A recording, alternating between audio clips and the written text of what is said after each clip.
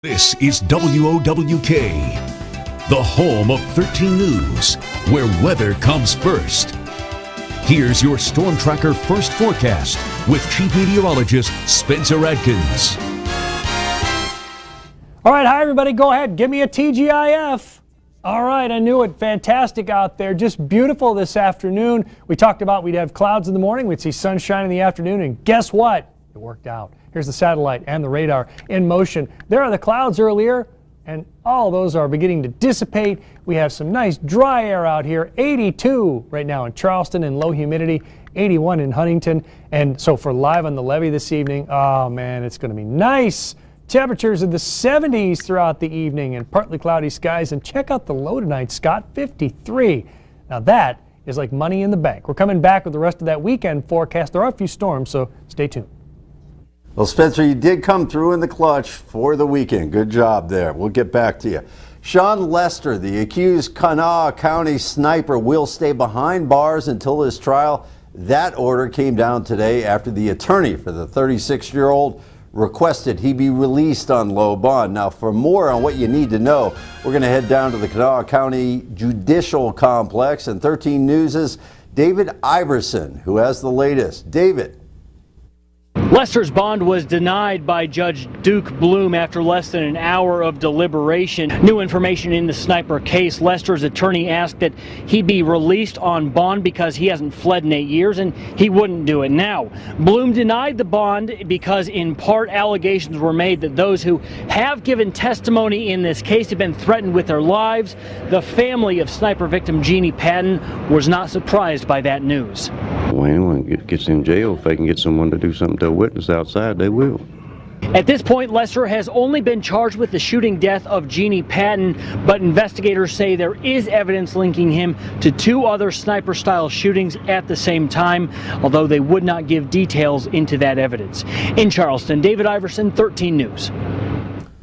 Thank you, David, for that report. Also breaking in the sniper case, the county and the city have been named in a lawsuit filed on behalf of the Sissonville woman whose home was destroyed while authorities looked under her house for a rifle and a truck used in the shooting. We're going to take an in-depth look at the suit tonight on 13 News at 11. Well, a man is arrested in connection with 2 recent bank robberies. Samuel Garwood was arrested last night in Cross Lanes. He is a suspect in last week's holdup at the Pioneer Federal Credit Union in South Charleston and this week's Barbersville bank robbery. Now, according to police, Garwood was sitting on a bed in a motel room holding a knife to his throat. He had to be tasered before he was detained. He is currently at Thomas Memorial Hospital for treatment. And a St. Albans man is in jail after police say he was driving drunk and then tried to get away. Michael Kinney was arrested early this morning. Now, according to police, a patrolman pulled Kinney over for running a stop sign. After showing his ID, Kinney decided to flee the scene. Police later found him hiding in someone's backyard. Kinney is charged with 3rd offense, driving on a revoked license for DUI, and some additional charges. Meanwhile, a local synagogue is the latest victim of copper theft. Members of the B'nai Shalom congregation reported copper lines were stolen from the air conditioning unit. It happened sometime last month at the 10th Avenue Church. Church members say they're already working on the repairs. No arrests have been made. In Mountaineer news, the WVU Board of Governors today approved the sale of beer at athletic events. Fans will now be able to purchase beer inside the stadium during football games. The proposal includes doing away with current pass-out policy at the stadium. The board also approved a tuition increase of nearly 5% and an increase in housing fees. You can hear parents cheering from here. Do you think selling beer at college football stadiums will improve safety? That's what we're asking in today's web poll. To vote, just log on to our website, WOWKTV.com. We're going to have results on that on 13 News at 11. Moving on, and fire destroys a home in Davis Creek this afternoon. Now, firefighters were called to a home off Atlas Drive just outside of Charleston. 5 different departments responded, and that to provide manpower due to the warm temperatures. When they arrived, the home was fully involved. No one was home and no injuries reported. That's the good news. The bad news, there may have been several pets inside. The house is considered a total loss at this time. Well, the woman running for mayor in Charleston is contesting the election. Kanawha County Commissioner Kent Carper says candidate Janet Thompson is contesting the recent election. She ran against incumbent Mayor Danny Jones. Jones won the election by a wide margin in that one. Well, the summer climbs have many thinking about heading to the pool. I know they got me thinking that. Today, the Putnam County Parks Board approved the expansion of the wave pool in Hurricane. Now, you might remember on Memorial Day, more than 1,400 people crowded the pool. Capacity is 1,500. Police were even called for crowd control, but thankfully no incidents. Now, moving the fences back to create more room is one option being discussed. At this point, I'd like to see, lazy rivers, spray apparatus, some things of that nature that are zero depth or require a minimum amount of lifeguards to man them. Now, crews are in the process of spraying a liner on the Eleanor pool. That pool expected to be open by the end of June. Hey, Olympians from across the state made their way to Charleston this afternoon. The Special Olympics Summer Games got underway across the capital city today. It's the organization's biggest event of the year.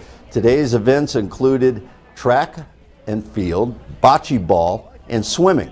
Now tonight, athletes, volunteers, and supporters are going to participate in the opening ceremonies at Haddad Riverfront Park. I have some volunteers that are told by their schools or employers that they need to come out and do it. So they do it for that reason, but then by the end of the day, they're going, I'm coming back. It was the greatest experience. You learn a lot about yourself and how you appreciate life and appreciate personalities of different people. Tomorrow is another busy day for the Olympians with a bunch more events scheduled. Special Olympics runs through Sunday. It is time to take a stroll on the west side, and pretty soon, I tell you folks, you might not recognize it. During Festival, some artists are going to be painting murals on the piers of the highway overpass on Washington Street. Preparations got underway today with a little house cleaning. Take a look. State workers were out early this morning cleaning and power washing the piers that will be the canvas for the Festival murals. We're very appreciative. We're very appreciative to the state. This morning they came in and they power washed the columns that you see. There are 10 of them, 5 on each side of Washington Street. So we're very excited about this. Lori Brannon is a neighborhood planner for the city.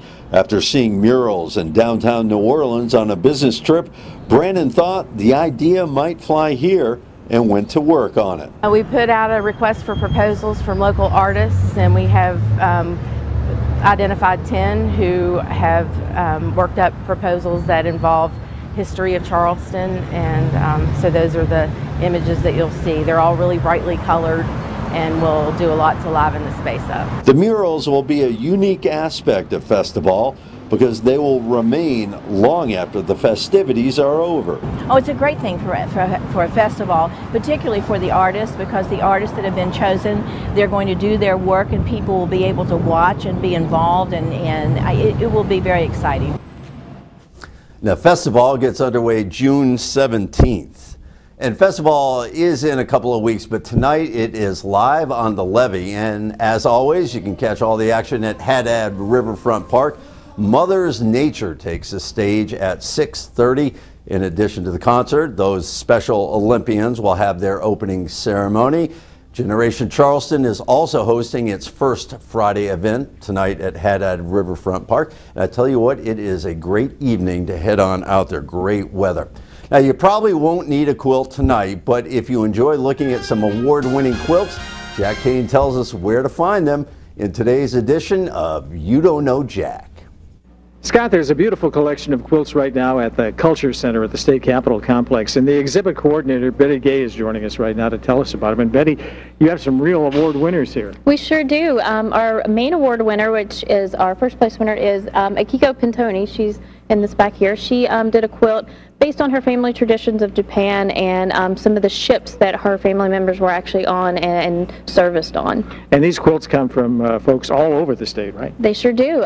They range all over the state, and they're actually juried in. We have several entries, you know, that it's a very tight competition. And this is a beautiful one right in front of us here. Yes, she is Connie Houston from Kanawha County. She is actually our Purchase Award winner for our state museum collection. Yeah, it's got a little, what are those little things in there? They're actually little rhinestones that she hand placed on various parts of the quilt. Oh, it is beautiful, and they all are.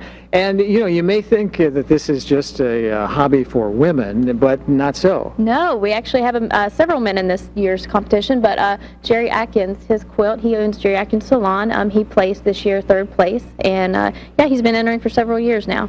How long will the exhibit be here? It'll be up here through September. All right, so if you'd like to take a look at some beautiful quilts, you might not need a quilt this time of the year, but this is a cool place to take a look at some nice work. It's at the Culture Center, the main hall of the Culture Center. Live and local in Charleston, I'm Jack Kane, 13 News. And we got to thank Jack for that. Now, it's a familiar song from Alice Cooper that comes to mind this time of year. Of course, I'm talking about School's Out for Summer, but for some, school is out forever. The Emotional Goodbye, ahead on 13 News at 5. And it has proven to become a beautiful evening out here, and it will continue to remain that way. Now, how long is that going to last? We'll show you the next chance of rain predictor right here on 13 News at 5.